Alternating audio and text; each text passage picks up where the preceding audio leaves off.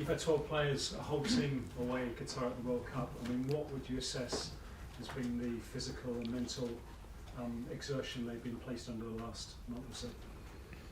Well, yeah, 12, but it's a bit of a mix in terms of when they got knocked out and how much game time they played. So it's a real mix across the 12. They've dripped back in according to their own circumstance, and I have to say they've come back in a really good way. We're still waiting on Hakim and Matteo.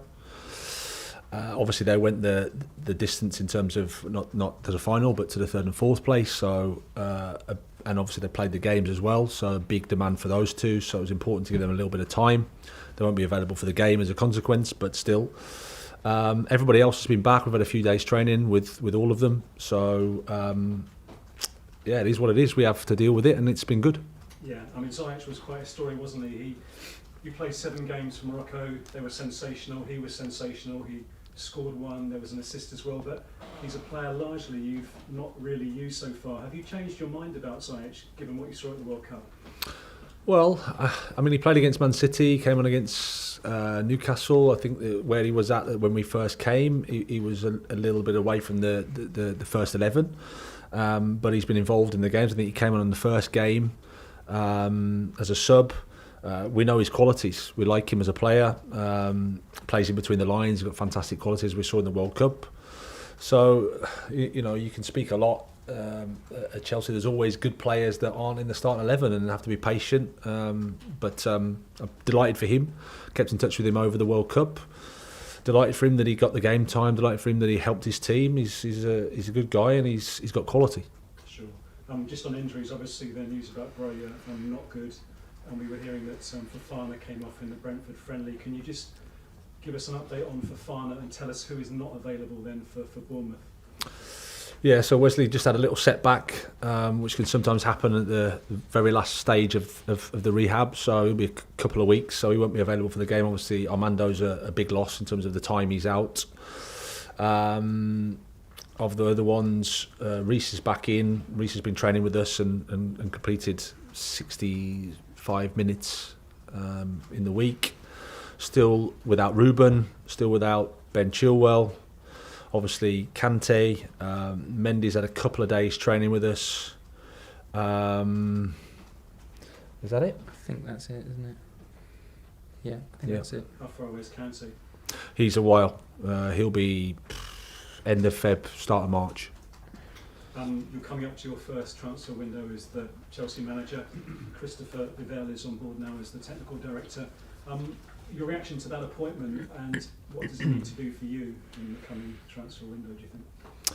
Our reaction is positive. I've met him a few times and I have a really good feeling.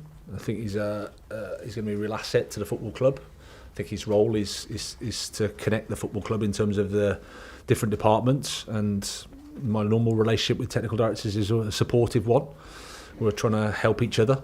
So that's how we're going to work. I'm looking forward to that journey together. Just a couple more, Graham. Mendy's contract has been in the paper the last day or two.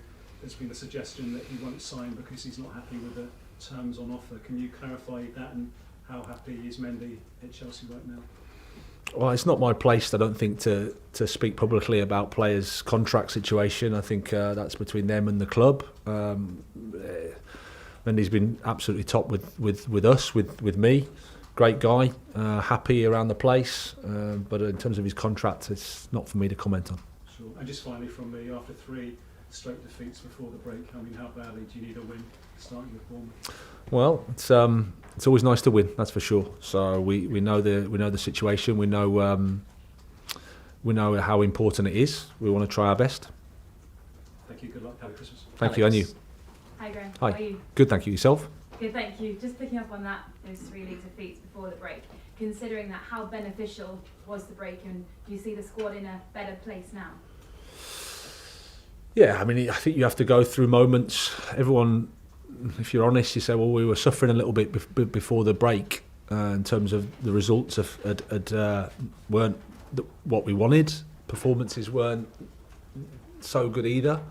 So sometimes as a team, as a club, you have to, you go through these periods we were through one there, and there's I could offer lots of explanations as to why, but you just have to accept that sometimes they happen, and you have to get through them, and then a break can help, of course, whether it's an international break, whether it's a different fixture in terms of a different competition. But we had the break. Obviously, the guys that went away had a World Cup. That gets cleared away, and everyone can come back and reset. And obviously, all the learning that's happened in that really intense period, you can consolidate and say, okay, how do we go forward? And that's been beneficial. Gary O'Neill speaks very highly of you. What have you made of the job he's done at Bournemouth in a short space of time? No, it's there. You can see. Results-wise, a significant improvement, and I would say performance as well is strong. I think he's been able to put his ideas onto the team. Very clear. I like how they play. They build up. They can use the longer balls sort of forward, but they don't just do that as well. They play through the back. Defensively, sound as well. So he's done a really good job. Nick. Hi. On Kante's situation with his injury, is it the timescale still what was expected? Yes. Yeah. It's a surgery, so it's a minimum period of 4 months, pretty much. The longer, sort of that length of time, obviously, you know what his situation is about his future. I know you can also talk about contracts, but was there enough time to kind of the decisions about him have to be made before he'll be playing again? What kind of where are we at with that, do you think?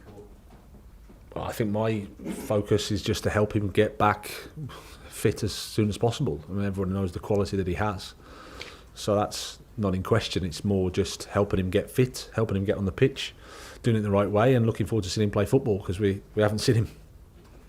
And with the time that you've obviously the break, have you been able to, how much, obviously you haven't had your full squad available to you, but have you been able to use the break to your advantage in terms of putting things in place and just, obviously, because you didn't have a pre-season, and pre-seasons are sort of harder and harder to come by, aren't they, in football generally? So Yeah. were you able to use that to get things done that you wouldn't have done otherwise?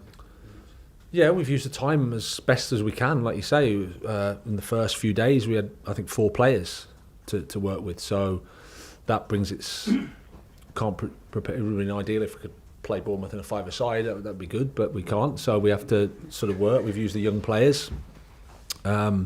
Built the ideas, like I said, try to consolidate all the learning that happens in that really intense period, and make some more connections with the people at the club, because you forget that you're sort of into this massive, intense period, and you're still getting to know everyone around the building. So we could do that. We had a week away together, so that helped that, I think, really well. So I think the feeling is really positive, but so we're looking forward to the game. Dom. Hi, Graham. Hi. A bit of a random general one, if possible. What did you find most interesting tactically about the World Cup and watching teams at the tournament? Was there anything that stood out for you that you thought was different or unusual? I suppose the thing that stood out was the defensive strategies of the teams. I would say it was mostly relatively passive. So there wasn't too much of pressing or pressing high. It was a bit more of a drop off. So that was the thing tactically that instinctively I thought was. Was that maybe born of the heat or something over there? Do you think, or do you think it might be underlying a trend that might set in? Yeah, I'm not sure. Good question. It could be a bit of everything, I suppose. But yeah, the heat plays a part. I suppose if you're going to coordinate any pressing, you'd argue you would need some time to work on that. And obviously, with the lack of time that the international teams had, you have to select what you need to work with, I guess, and what you think is prioritised. What's the priority? And I suppose dropping off and defending that way is an easier way to do it, because you haven't got the time to make it any more progressive. Okay, last one in the broadcast, Martin Tyler.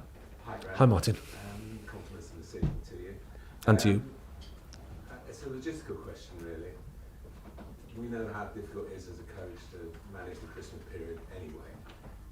Will you be able to put into practice, if there'd been no World Cup, what you'd have done over the next 2 weeks, or will you have to change what you would have done, say, a year ago at Brighton with these fixtures because of the World Cup? Will you give players different time off, or are you going into a schedule now that actually doesn't take the World Cup into account at all?